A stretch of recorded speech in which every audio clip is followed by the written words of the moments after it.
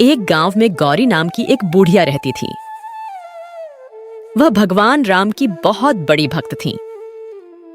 उसने एक छोटी सी कुटिया बनाई और उसमें रहती थी। इसके अलावा वह व्यंजन बनाकर और बेचकर अपना जीवन यापन करती थी। उसी गांव में कल्पना नाम की एक और महिला रहती थी। वह एक होटल चलाती थी। कई अटकलें थीं कि कल्पना के पास पैसा है। सभी ने सोचा कि कल्पना के पास बहुत पैसा है क्योंकि वह एक बहुत बड़ा होटल चलाती है। लेकिन क्या सच में ऐसा है? अरे लीला, आज तुम होटल में किस तरह के व्यंजन बना रही हो? सब कुछ तैयार है या नहीं? अरे माँ, हमेशा जो बनती है वही बना रही हूँ। अरे अब और सब्जी मत बनाना, ठीक है? अगर कल की कोई करी बच गई हो तो उसे गर्म करके आज आए गरीबों को परोस दो। इसके अलावा किसी पर भी एक पिस से ज्यादा सांभर मत देना। अगर कोई एक्स्ट्रा पैसा देता तो उसे एक्स्ट्रा सांभर देना। ठीक है माँ, आप जैसा कहेंगी मैं वैसा ही करूँगी। तो लीला भी वैसा ही करती थी जैसा कल्पना कहती थी। कल्पना बहुत घटिया खाना बेचती है, लेकिन वे अधिक पैसा इकट्ठा करते थे। वह हमेशा चाहता था कि उसकी दुकान के पास से गुजरने वाले सभी लोग उसके होटल से खाना खाएं। वह अपने होटल में आने वाले सभी गरीब लोगों को घटिया का खाना खिलाता था। दूसरी ओर गौरी कुछ अच्छा खाना बनाती है। हमें जल्दी से खाना बनाना होगी। दुख की बात है कि कस्टमर भूखे आते हैं। उन्हें ज्यादा देर तक भूखा न रखें।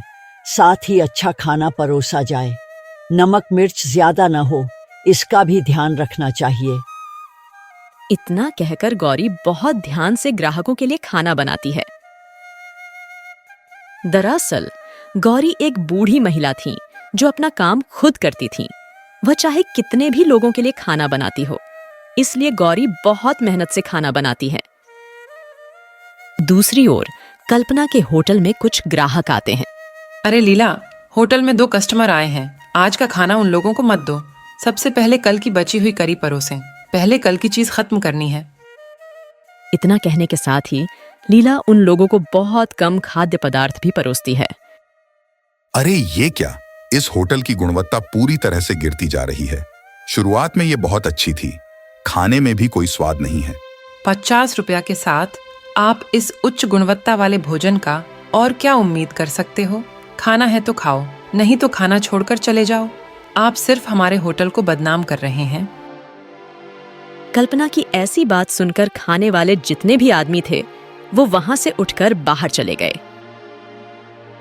अरे माँ, आपको ऐसा नहीं कहना चाहिए था। देखो कैसे उठकर चले गए। वह लोग गए तो गए, कोई फर्क नहीं पड़ता। वो नहीं तो कोई और आ जाएगा। इसलिए वो लोग कल्पना के होटल में खाना खाने बंद कर दिया। वे बगल के गौरी के होटल में चले जाते हैं। अरे आप बहुत बूढ़ी लग रहे हो, क्या आप खाना बना सकते हैं? क्या खाना स्वादिष्ट होगा? चिंता मत करो बाबू, मैं दिखने में बहुत बूढ़ी हो सकता हूँ, लेकिन मैं सभी काम सक्रिय रूप से कर सकती हूँ। इससे पहले कि आप बैठें। फिर गौरी अपनी कुटिया में आने वाले सभी लोगों को फर्श पर चटाई पर बैठाती है। हर कोई फर्श पर बैठता है। उनका आतिथ्य सत्कार देखकर सभी आश्चर्यचकित रह गए। वह अपना बनाया खाना भी परोसती है। मैं सोच रहा था कि एक बुढ़िया खाना कैसे बनाएगी। मुझे शक हो रहा था कि खाना भी अच्छा बनेगा या नहीं, लेकिन आपने बहुत अच्छा खाना बनाया। खाना बहुत अच्छा है ना सुशीला? हाँ, आप बहुत अच्छा खाना बनाती हो। हमें इतनी खूबसूरती से खाना परोसने के लिए आपका बहुत बहुत धन्यवाद। इस प्रकार राजू और सुशीला ने गौरी की कुटिया में दोपहर का भोजन किया। हमारी भूख मिटाने के लिए आपका बहुत बहुत धन्यवाद। बताओ मैं आपको कितने पैसे दूं? ऐसा कुछ नहीं है बाबू, आपकी भूख मिट गई, मुझे बहुत खुशी हुई। मुझे कुछ भी पैसा दे सकते हो, वही मेरे लिए काफी है। तो राजू कुछ पैसे देता है और अपनी पत्नी के साथ चला जाता है। गौरी कभी भी किसी ग्राहक से ज्यादा पैसे की उम्मीद नहीं करती। जो जितना देता है उतना लेता है, लेकिन सभी को गुणवत्तापूर्ण भोजन परोसता है। मैडम, आपकी बदतमीजी की वजह से हमारे होटल में कोई नहीं आ रहा। सब वहीं गौरी के होटल में खाना खाने जा रहे हैं। लेकिन मुझे सचमुच समझ नहीं आ रहा कि वह बुढ़िया उस छोटी सी झोपड़ी में क्या पका रही है। सभी लोग सारी सुविधाओं के साथ मेरा होटल छोड़कर उस झोपड़ी जैसी उस होटल में जा रहे हैं। मुझे कुछ ऐसा करना होगा जिससे कोई भी ग्राहक उस बुढ़िया के होटल में ना आए। तब कल्पना ने मन ही मन सोचा कि गौरी की वजह से मेरा होटल बंद हो सकता है। मैं इतनी मेहनत क्यों कर रही हूँ? मेरी सारी मेहनत पानी में बह जाएगी। अगले दिन कुछ लोग गौरी के होटल में जाते हैं। इसी बीच कल्पना उन्हें बुलाती है और ये कहती है, अरे, अगर आप सच में अपनी सेहत की परवाह करते हो तो उस झोपड़ी में बिल्कुल मत जाओ। वह बुढ़िया उतनी अच्छी नहीं है जितना आप सोचते हो। वह खाना बनाने में बिल्कुल भी साफ सुथरी नहीं है। मुझे यह भी बताया गया है कि इसमें विभिन्न विष होते हैं। कृपया उस तरफ मत जाइए। खाने में आपको बाल तो मिलेंगे ही, कई कीड़े भी खाने में गिर जाते हैं। वह कुटिया की ओर जाने वाले सभी लोगों को बुलाती और गौरी की होटल के बारे में उल्टी सीधी बदनामी करते थे। साथ ही वहां खाना न खाने का विज्ञापन भी देते थे। धीरे धीरे गांव के सभी लोग गौरी की कुटिया में जाते ही नहीं थे। यह सब क्या है भगवान राम? कुछ दिनों से मेरी कैंटीन में कोई नहीं आता। अगर कोई मेरे होटल में ना आए तो मेरा होटल कैसे चलेगा? मेरा गुजारा कैसे होगी? मैं खाना कैसे खाऊंगी? 4 दिन तक एक भी आदमी खाना खाने नहीं आया। मुझे भी खाए 4 दिन हो गए। कृपया आप ही किसी को भेज दीजिए स्वामी। इसलिए गौरी अपने प्रिय भगवान राम से विनती करती हैं। गौरी दरवाजे के बाहर बैठकर इंतजार करती है। तभी वहां से एक आदमी गुजर रहा है। उसका नाम रंगैया है। बाबू, मैंने बहुत सारे व्यंजन बनाए हैं। मैं खाना तभी छू सकता हूँ जब कोई मेरे होटल में आकर खाना खाए। आपको कुछ भी भुगतान नहीं करना है। कृपया मेरे घर आओ और मेरे द्वारा डाले गए भोजन में से कुछ खाओ। आपसे एक पैसे भी नहीं लूंगी।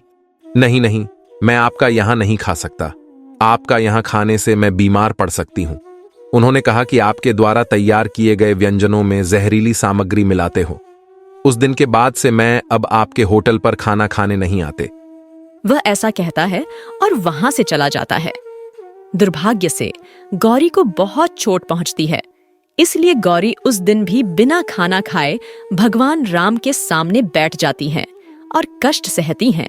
अगले दिन गौरी जल्दी उठकर तरह तरह के पकवान बनाती है और मेहमान का इंतजार करती है। हे राम, कम से कम एक मेहमान को यहाँ भेज दीजिए। मैं किसी अतिथि को भोजन कराए बिना भोजन नहीं कर सकती। स्वामी, आज बहुत दिन हो गए खाना नहीं खाए। राम अपने उन भक्तों को देखकर द्रवित हो जाते हैं जो भोजन नहीं कर रहे हैं। जल्द ही श्री राम अपने भक्त अंजनेय स्वामी के साथ गौरी की कुटिया में जाते हैं। श्री राम और अंजनेय स्वामी सामान्य व्यक्ति के रूप में गौरी की कुटिया में प्रवेश करते हैं। माँ, मुझे बहुत भूख लगी है। कृपया मुझे कुछ खाने को दीजिए ना। ये मेरा दोस्त है, इसे भी बहुत भूख लगी है। अगर आप इसे अभी कुछ खाने को दे दें तो बहुत अच्छा होगा। मैं आप लोगों का ही इंतजार कर रहा हूँ बेटा। मुझे पता है कि मेरे भगवान राम किसी को जरूर भेजेंगे। आज आप लोग आए हो, मुझे बहुत खुशी हुई। आइए और बैठिए। वह उनके सामने केले का पत्ता रख देती है और खाना परोसती है। श्री राम और अंजनेय स्वामी भेष बदलकर गौरी द्वारा परोसा गया भोजन बड़े चाव से खाते हैं। खाना बहुत अच्छा है माँ, और ये केले की सब्जी तो लाजवाब है। बहुत बढ़िया, बहुत स्वादिष्ट। इनका स्वाद इतना अच्छा कैसे हुआ माँ? अरे बेटा, मैं जो भी सब्जी बनाती हूँ उसमें सबसे पहले भगवान राम को देती हूँ, तभी तो आपको इतनी स्वादिष्ट लगती है। इस प्रकार भगवान राम और अंजनेय ने भोजन किया। खाने पीने के बाद वे दोनों अपने मूल रूप में लौट आए। गौरी उन्हें उस अवस्था में देखकर आश्चर्यचकित रह गई। आपकी भक्ति अतुलनीय है।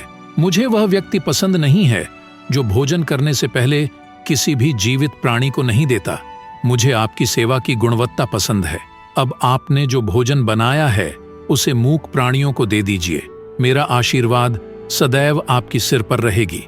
इस प्रकार श्री राम और अंजनेय स्वामी गौरी को आशीर्वाद देते हैं और वहां से गायब हो जाते हैं। उस दिन के बाद से गौरी अपना पका हुआ भोजन बेजुबानों को दिया करती थी। उस दिन के बाद उसका होटल बहुत अच्छे से चलने लगे। भगवान राम देवी सीता के साथ जंगल में एक कुटिया में रहते हैं। जब असुरों को पता चला कि भगवान राम वन में रह रहे हैं तो उन्होंने सोचा कि उन पर हमला कर देना चाहिए। एक दिन जब श्री राम और सीता कुटिया में बैठे ध्यान कर रहे थे, तभी वहां पर एक ऋषि आए। भगवान राम और देवी सीता को भी मेरी तरफ से प्रणाम। हाँ, आपको भी नमस्कार महर्षि। आपके यहाँ आने का कारण क्या है? आप बहुत चिंतित लग रहे हो। क्या हुआ महर्षि, बताइए। श्री राम, मेरा यहाँ आने का कारण, इस जंगल में असुरों की वृद्धि हो गई है। हम सभी विश्व कल्याण के लिए अपने आश्रमों में कई यज्ञ और तंत्र मंत्र करते हैं। एक बार यज्ञ पूरा न होने पर लाभ से अधिक हानि होती है। इस वन में सभी असुर ठीक यज्ञ के समय आते हैं और उन्हें नष्ट कर रहे हैं। वे विश्व के कल्याण में बाधा डाल रहे हैं। बार बार एक ही समस्या के चलते हम अपना होम यज्ञ पूरा ही नहीं कर पाते। जब भी हम होम यज्ञ शुरू करते हैं तो वे सभी बाधाएं पैदा करते हैं। यह बहुत दुर्भाग्यपूर्ण है। ऋषि और महर्षि बहुत विनम्र जीवन जीते हैं। साधु संत सादा जीवन जीते हैं। ऐसे लोग असुरों से युद्ध नहीं कर सकते। स्वामी को स्वयं उनकी रक्षा करनी होगी। स्वामी, आप सभी असुरों को उचित शिक्षा दें, उनकी रक्षा करें। मैं आपकी रक्षा अवश्य करूंगा। महर्षि, एक काम करो, आप अपनी टीम के साथ हमारी कुटिया में आ जाओ। मैं आपका इंतजार करूंगा।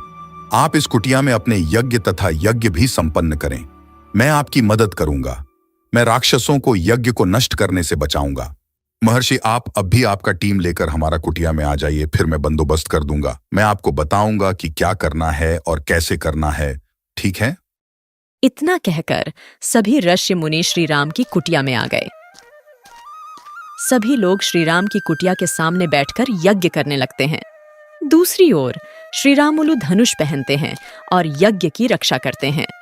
इसी बीच वहां एक राक्षस आ जाता है।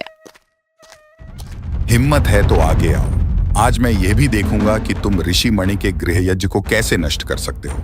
अगर तुमने इसे खराब करने की कोशिश की तो मैं तुम्हें आज जाने नहीं दूंगा।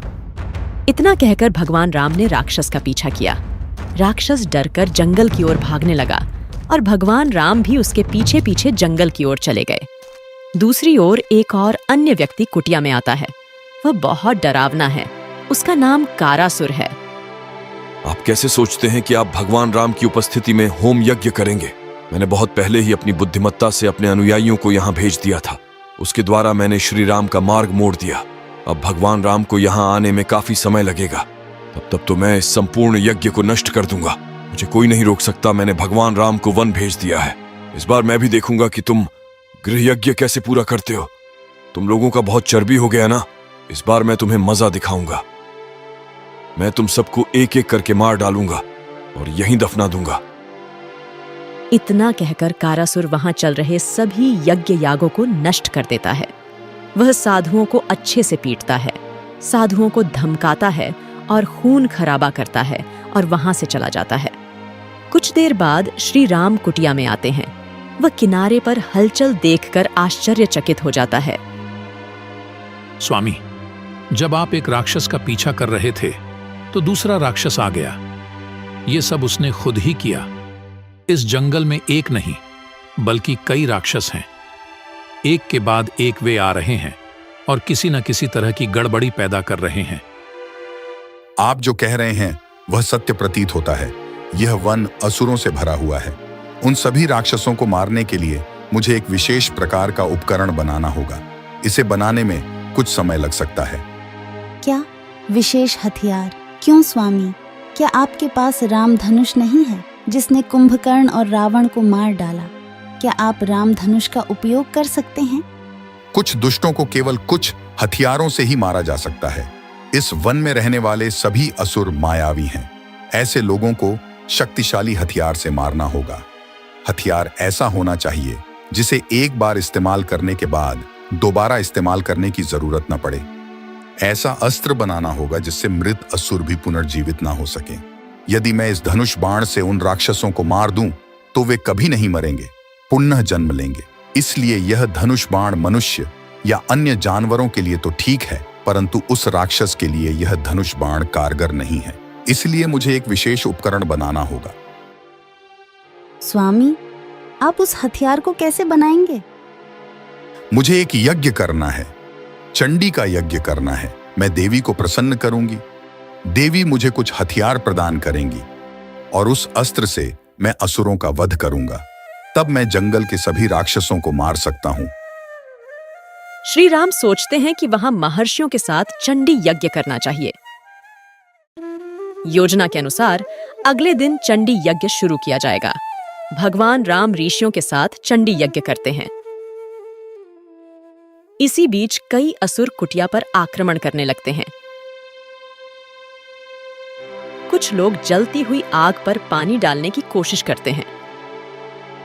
दूसरे लोग खून खराबा मचा रहे हैं।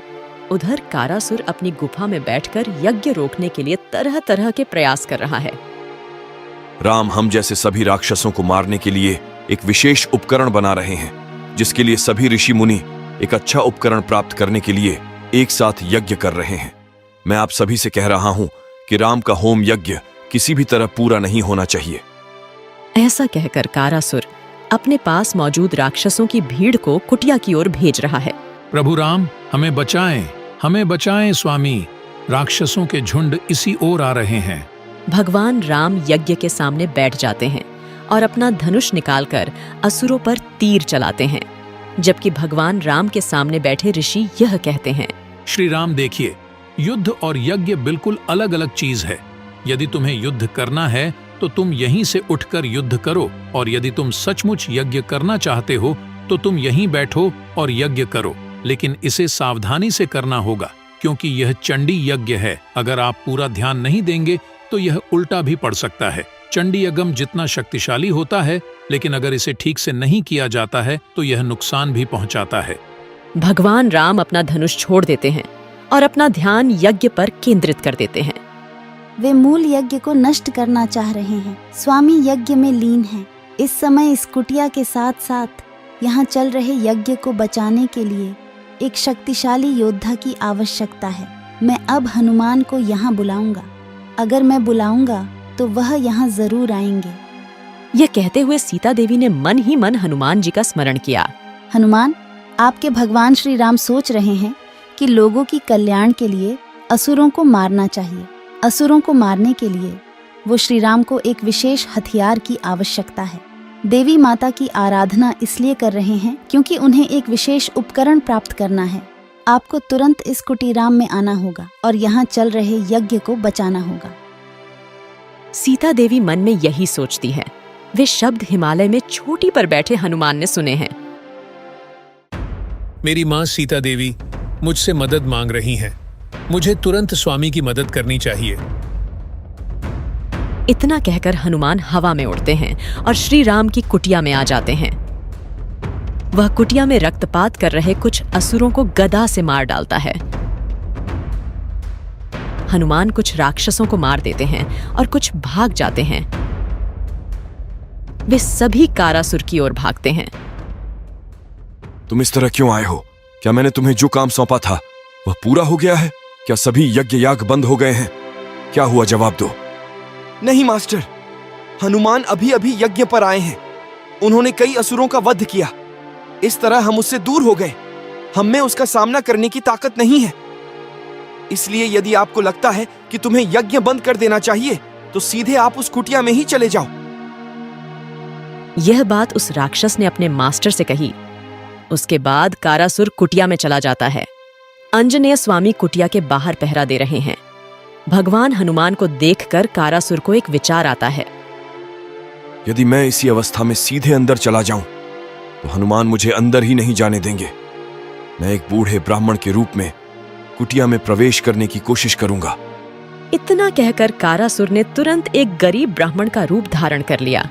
जैसे ही वह कुटिया में प्रवेश करता है, अंजनेय स्वामी उसे रोकते हैं। अरे, आप कौन हैं? कहां जा रहे हैं? देखिए, मैं यज्ञ में जा रहा हूं। मैंने सुना है कि श्री राम इस कुटिया में यज्ञ का आयोजन कर रहे हैं, इसलिए मैं अंदर जा रहा हूं। मैं भी ब्राह्मण हूं, मुझे अंदर आने दीजिए प्रभु। श्री राम ने मुझे सूचित किया था। मेरा शरीर खराब होने के कारण मैं समय पर नहीं आ सका। आपको देखकर नहीं लगता है कि आप ब्राह्मण हो। आप एक काम करो, मुझे तुरंत विष्णु सहस्रनाम सुनाओ। यदि आप यह सिद्ध कर सको कि आप ब्राह्मण हो तो मैं अवश्य तुम्हें अंदर आने दूंगा। हाँ, मेरा मतलब है हाँ, मैं क्यों नहीं आ रहा है? जिसको विष्णु सहस्र नाम नहीं आ रहे हैं वह ब्राह्मण कैसे हो सकता है? सच बताओ, तुम कौन हो? तुम एक गरीब ब्राह्मण के रूप में यहाँ क्यों आए हो? यह कहते हुए अंजनेय स्वामी को सच पता चल जाता है कि वह कौन है। फिर कारासुर अपने मूल रूप में आ जाता है। अंजनेय ने स्वामी गदा और करसुरोड्डू के साथ युद्ध शुरू किया। दूसरी ओर भगवान राम इस यज्ञ को पूरा करते हैं। यज्ञ पूरा होते ही देवी दुर्गा इस अग्निकुंड से प्रकट होती हैं। भगवान राम, मैं आपकी भक्ति से प्रसन्न हूँ। आप किस प्रकार का वरदान चाहते हैं, बताओ। देखिए देवी माँ, जंगल में कई राक्षस हैं। मुझे उन सभी को मारने के लिए एक विशेष हथियार की आवश्यकता है। उस अस्त्र से एक बार मारे गए असुर दोबारा जन्म ना ले पाए। मुझे ऐसा हथियार चाहिए। जब भगवान राम ने इसके लिए कहा तो देवी दुर्गा ने उन्हें एक हथियार दिया और श्री राम उस हथियार से जंगल में सभी असुरों का वध कर रहे हैं। अंजनेय, आप रुको। उसकी मृत्यु मेरे हाथ में लिखी है। उसे इस विशेष तलवार से मारना होगा। ऐसा करते हुए वह कुटिया के बाहर कारासुर के पास आता है। फिर श्री राम उस तलवार से कारासुर का शरीर सिर से अलग कर दिया। जब मैं यज्ञ कर रहा था तब आप ठीक समय पर आए और इतने कष्ट सहते हुए यहां आकर सभी राक्षसों का वध कर दिया। मेरी मदद करने के लिए हनुमान आपका बहुत बहुत धन्यवाद। मैं आपका एहसान कभी नहीं भूलूंगा। इस प्रकार श्री राम अंजनेय स्वामी को धन्यवाद देते हैं। जब भगवान राम यज्ञ कर रहे थे तब हनुमान ने कुटिया को बचाया और भगवान राम की मदद की।